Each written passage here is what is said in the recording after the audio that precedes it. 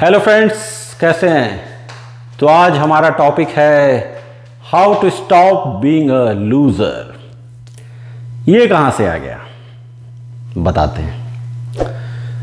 तो हुआ क्या, एक बड़ी डील हुई मेरी रियल एस्टेट पे।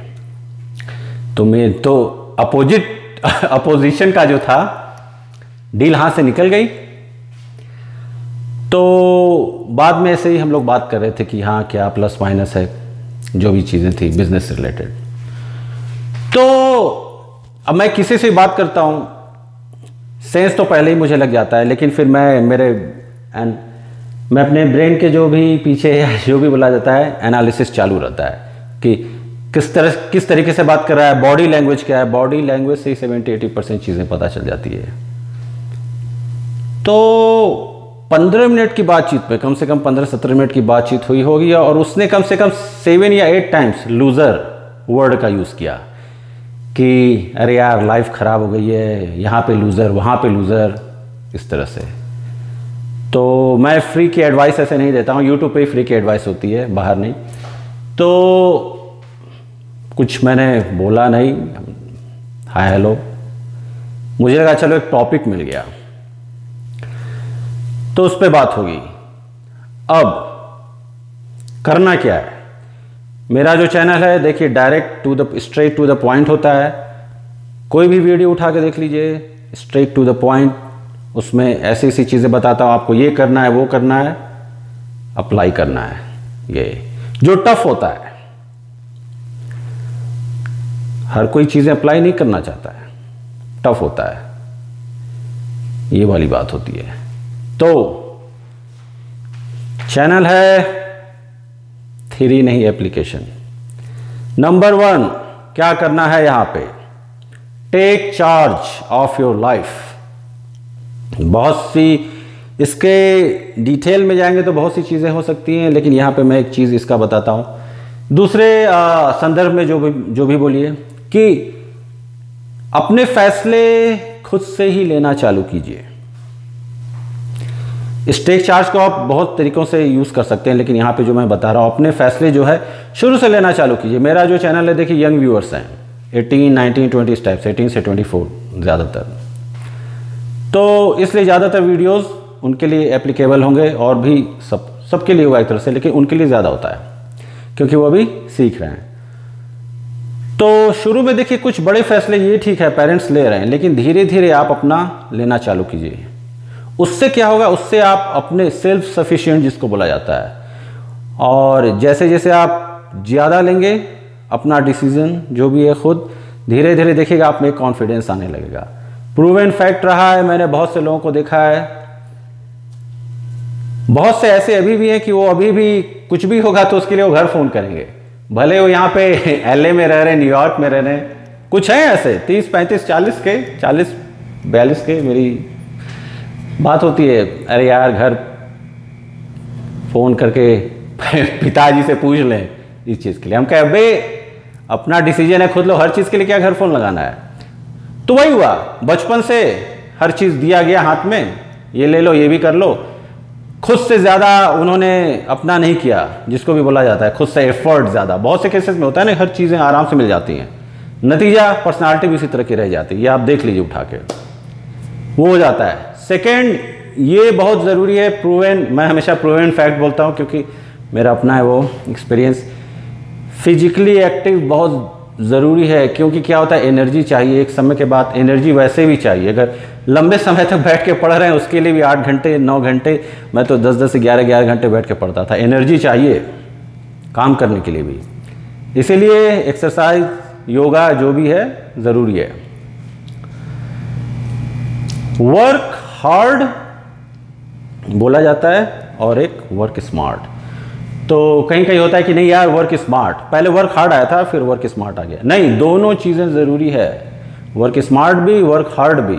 कुछ चीज़ें हैं कि वहाँ पे उतना वो टाइम लगेगा ही लगेगा, और अगर उतना लगता है, अगर किसी चीज़ के लिए आपको 5 घंटा लगता है, अगर 5 घंटे में आपने कर दिया तो सकता है अगर उसमें 1 घंटा और देके उसको और फिनिश अच्छा किया जा सकता है। तो ये तो हमेशा ही रहेगा, इसका कुछ है ही नहीं।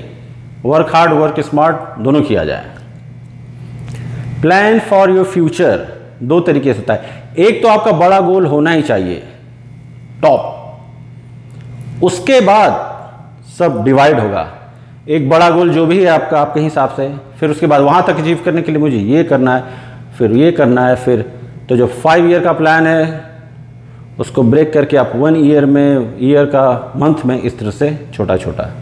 तो जब छोटे छोटे टास्क कंप्लीट कीजिएगा फिर बड़े गोल तक पहुँचिएगा, ये होना चाहिए।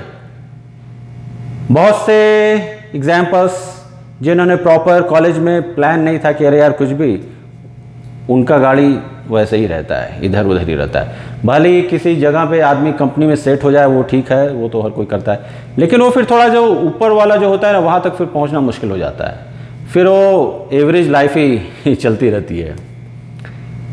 ये बहुत ज़रूरी है एक्चुअली, ये मेरे टॉप 3 में आता है। जो भी सराउंडिंग है, ये बोला भी जाता है कि आपको कैसे जाना जाता है, किस तरह की आप कंपनी रखते हैं, बहुत ज़रूरी है ये। किस तरह के लोगों के साथ आसपास रहते हैं, सराउंडिंग में अकेले रहिए, एक मेरा रूल हमेशा से रहा है। अकेले रहना बहुत अच्छा है कंपैरिजन में किसी बैड कंपनी के, क्योंकि बैड कंपनी का क्या होगा, धीरे धीरे आप उनकी हैबिट, आज नहीं तो कल वो धीरे धीरे आ जाएगी। ये कहीं भी अप्लाई हो सकता है, इस तरह की चीज़ें। तो एकदम सतर्क रहिए किस तरह के लोगों के साथ रहते हैं। आपने देखा होगा ज़्यादातर जो चैंपियंस होते हैं चैंपियन के ही साथ रहते हैं। ये बहुत मेरे टॉप 3 में आता है। पॉजिटिव एटीट्यूड होना बहुत ज़रूरी है। यहाँ पे मैं बोलूँगा आप ज़्यादा ऑप्टिमिस्टिक, एक होता है ऑप्टिमिस्टिक होना और एक होता है ओवरली ऑप्टिमिस्टिक। तो इस केस में मैं बोलूँगा ओवरली ऑप्टिमिस्टिक बहुत ज़रूरी है। उसमें क्या होगा कि जब आप बहुत ज़्यादा करने लगे तो फिर धीरे धीरे कुछ अगर बहुत नेगेटिव भी होगा तो फिर आपको एज ए वो पॉजिटिव ही दिखेगा। तो जहाँ पे फिर कोई नेगेटिव सर्कमस्टांसेस है, वहाँ अगर उस पर बगल में 5 लोग बैठ के अरे यार ये क्या हो गया, ये आप ओवरली ऑप्टिमिस्टिक है तो वहाँ पे ये रूल बहुत सॉलिड अप्लाई होता है। आपको फिर कुछ लगेगा, कुछ फ़र्क ही नहीं पड़ेगा। लाइफ है, चीज़ें तो होती ही रहेंगी, पॉजिटिव भी होगा नेगेटिव भी होगा। हमारा काम क्या है कि जब नेगेटिव चीज़ें होती है तो हम हमेशा शांत रहें, रिएक्शन नहीं दें। जो मैं बताता हूँ रिएक्शन टाइमिंग की, आराम से एकदम उसका सलूशन जो है उस पर सोचना है, प्रॉब्लम पे नहीं। प्रॉब्लम दिख गया, रोने धोने की ज़रूरत नहीं है, बाजा बजा के दूसरों को बताने की ज़रूरत नहीं। आपने देखा होगा बहुत से लोग कभी प्रॉब्लम आ जाती है तो 10 जगह जाके गाएंगे अरे यार ये है वो है। 98% केसेस में ये होगा कि ज़्यादातर लोग आपकी हेल्प नहीं कर सकते हैं, तो उन्हीं के पास जाइए जो हेल्प कर सकते हैं। अब जब ये पॉइंट आई तो उसके बाद मेरा ये दूसरा पॉइंट आता है कि अपनी जो भी प्रॉब्लम्स है हर किसी के साथ शेयर मत कीजिए। मैंने देखा है कुछ लोगों की हैबिट होती है हर के साथ शेयर, उसमें क्या इमोशनल रिलेशनशिप प्रॉब्लम या आपकी जो पर्सनल प्रॉब्लम है उन्हीं से शेयर कीजिए जो उसको सॉल्व कर सकते हैं। और इस केस में देख लीजिएगा कभी भी कुछ भी ऐसा हो, 1 या 2 लोग ही होंगे जो रियल में सॉल्व कर सकते हैं या कुछ आपको सजेशन दे सकते हैं। ऐसे भी बोला गया है, किसी कलयुग फिल्म आई थी उसका डायलॉग था कि कलयुग है, यहाँ पे एक की तकलीफ दूसरे का मज़ा होती है। और ऐसा ही होता है, आप बताएंगे, आप तो ये सोच के बता रहे हैं कि अरे यार प्रॉब्लम है चलो शेयर कर लिया जाए, वो वहाँ जाके किसी और से बताएगा, 2-3 लोग बैठ के फिर मज़ा लेंगे वहाँ पे, वही होता है। तो इसके बारे में अवेयर हो जाइए, प्रॉब्लम्स मत शेयर कीजिए। यहाँ पे क्या होगा, खुद से सॉल्व करने की कैपेसिटी डेवलप कीजिए। फिर एक समय ऐसा आएगा कि आपको किसी की ज़रूरत नहीं पड़ेगी। अगेन 99 जो भी परसेंटेज आ जाते हैं दिमाग में, लेकिन ये होता है कि फिर आपको ज़रूरत नहीं पड़ेगी, आप खुद से ही प्रॉब्लम सॉल्व करने लगेंगे। और मैं जो मेडिटेशन की बात करता हूँ, अगर आप थोड़ा और हायर लेवल पे आ जाएंगे, अगर आप एनर्जी के टर्म में बात करेंगे तो फिर फिर आपके लिए यूनिवर्स चीज़ें सॉल्व करने लगेगा। Proven fact. Work on priorities, again ये भी बहुत ज़रूरी है। आपकी जो प्रायोरिटी है, जो भी सबसे इंपॉर्टेंट काम है उसको पहले किया जाए, उसके बाद जो दूसरा काम है वो तो आराम से हो ही जाएगा। हार्ड जो है टास्क उसको पहले किया जाए। ये सब चीज़ें हैं, धीरे धीरे जब हर चीज़ को अप्लाई किया जाएगा तो फिर वो जो टॉपिक है आज का, how to stop being a loser, क्योंकि जिनकी जो नेगेटिव एटीट्यूड होती है, जो पैसिमिस्टिक लोग होते हैं, उस टाइप की जो नेगेटिव थॉट वाली होती है मैं एनर्जी सकर जिसको बुलाता है, एनर्जी वैम्पायर्स, ये आपकी एनर्जी धीरे धीरे ड्रेन करेंगे। अपनी तो कर ही रहे हैं, आपकी भी करेंगे। तो इन सब चीज़ों के बारे में अवेयर होना बहुत ज़रूरी है। कंपीट अगेंस्ट योर सेल्फ, इस पर मैंने एक वीडियो भी बनाया था, वो वीडियो था कंपेयर अपने से। और इसके बारे में हमेशा बात करता हूँ अपने वीडियोस में, कुछ चीज़ों के बारे में मैं हमेशा बात करता हूँ, रिपीट करता हूँ, इसलिए क्योंकि रेपिटिशन जो होता है, बहुत सी चीज़ें रेपिटिशन से आती हैं, बार बार सुनते सुनते अरे हाँ, फिर हम अवेयर होने लगते हैं। और मेरे चैनल का मेन क्या है? अवेयर होना, आपको अवेयर कराना हर चीज़ के बारे में, क्योंकि ज़्यादा समय हम लोग मैट्रिक्स में जी रहे हैं।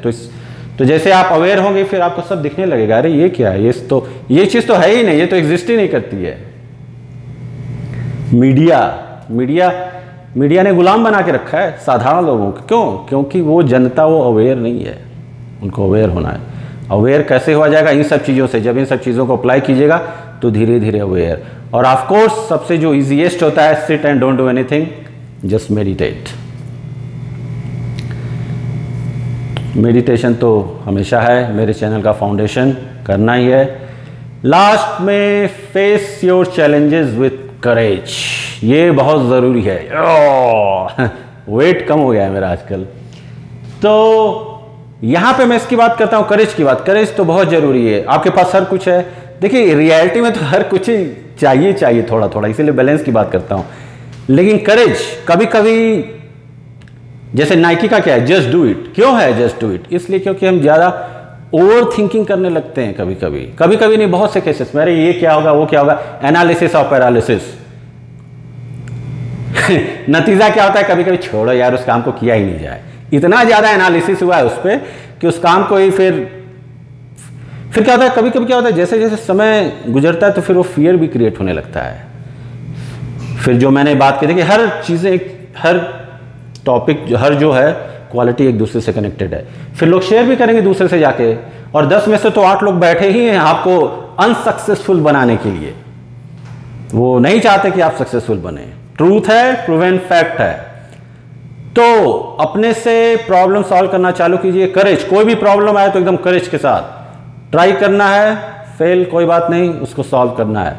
एक बार नहीं, 2 बार नहीं, वो धीरे धीरे, फिर जब रेपिटेशन आप जब करने लगेगा उसको, तो फिर धीरे धीरे आप देखिएगा कि अरे अब तो मैं खुद से सॉल्व करने लगा। मैथ की बात नहीं कर रहा हूँ, लाइफ की जो प्रॉब्लम है उसकी, कुछ भी छोटे छोटे। तो ये रहा how to stop being a loser. Energy ज़्यादा है, तो अब ऐसा क्या है कि यहाँ पे जो शूटिंग, ये जो भी है, ये मेरी लास्ट या सेकेंड लास्ट होगी। इसके बाद समय आ गया इस जगह को बेचने का। मैंने खरीदा था इसको एज ए इन्वेस्टमेंट। मैथ बहुत अच्छा रहा, प्रॉफिट रिटर्न काफ़ी अच्छा मिल रहा है इस पर। लास वेगस बहुत हॉट है आजकल, वेदर भी हॉट है, रियल इस्टेट भी बहुत हॉट है। तो समय आ गया है यहाँ से मूव करने का। तो एक वीडियो और बनेगा, और इसके बाद अगले 10-15 अगले 1 महीने तक वीडियोस बाहर ही बनेंगे मेरे। मैं कसिनोज में रहूँगा, जाके होटल्स हैं कसिनो में, वहाँ पे रहूँगा, बाहर शूट होंगे। तो अब ज़्यादातर शूटिंग बाहर ही होगी। फिर लॉस एंजलिस जाने का भी प्रोग्राम बन रहा है 1-1.5 महीने के बाद, तो होगा शायद कि उधर ही चला जाए। तो हो सकता है मैं LA ही चला जाऊँगा। और फिर वहाँ तो एक से एक चीज़ें हैं शूट करने के लिए। वहाँ तो लोकेशन है आउटडोर सॉलिड एक से एक। तो फिर वहाँ पे मैं जो शूट करूँगा तो फिर आप देखिएगा, आपका चाहे वार्नर ब्रदर्स है, यूनिवर्सल है, सारे स्टूडियो, डिज्नी, सब अगल बगल ही है जहाँ पे मैं रहता हूँ। और वहाँ पे भी है, मेरा एक अपार्टमेंट लिया था मैंने। तो काफ़ी चीज़ें अब चेंज होने वाली हैं। और फिर गोल्ड्स जिम भी है वेनिस में, जो कैलिफोर्निया, पंपिंग आयरन में देखा होगा आप लोगों ने। तो वहाँ पे भी मैं थोड़ा शूट करूँगा जाके। सब काफ़ी लोग आते हैं वहाँ पे। तो सब तो नई चीज़ें आएंगी सब, क्योंकि कंटिन्यूअस इम्प्रूवमेंट। पानी एक जगह रुक जाता है, क्या हो जाता है, काई जम जाती है, स्टैग्नेंट हो जाता है। पानी को बहते रहना चाहिए, इसीलिए मैं हमेशा बहते रहता हूँ। अभी कुछ सालों तक और बहते रहूँगा, क्योंकि कुछ चीज़ों पे वर्क किया जा रहा है। तो एक जगह वो स्थिरता नहीं चाहिए। एक जगह स्थिरता आ जाती है तो फिर आदमी कंफर्ट हो जाता है। और मेरी लाइफ का रूल है, कंफर्ट जोन में मत जाइए तब तक काम पूरा ना हो जाए। बड़े काम के लिए थोड़ा ज़्यादा तैरना पड़ता है। तो अब समय आ गया है, चलिए फिर मिलते हैं ओ